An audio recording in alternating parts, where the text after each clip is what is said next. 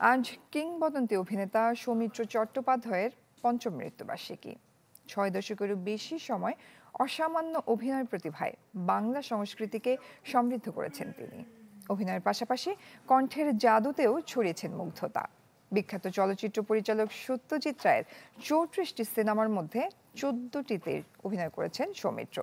1959 সালে অপুর সংসার সিনেমায় অভিষেকেই দর্শক সমালোচক সবাইকে মুগ্ধ করেছেন। এরপর চারুলতা, অরণ্যের দিনরাত্রি, আরণ্যক, অশনি সংকেত বা ঘরে বাইরে প্রতিটি চরিত্রেই ফুটে উঠেছে তার বিস্তৃত অভিনয় দাপট। সোনার কেল্লা ও জয় বাবা ফেলুনাথে তার উপস্থিতি বাংলা চলচ্চিত্রে তৈরি করেছে এক অমোঘ মাপকাঠি।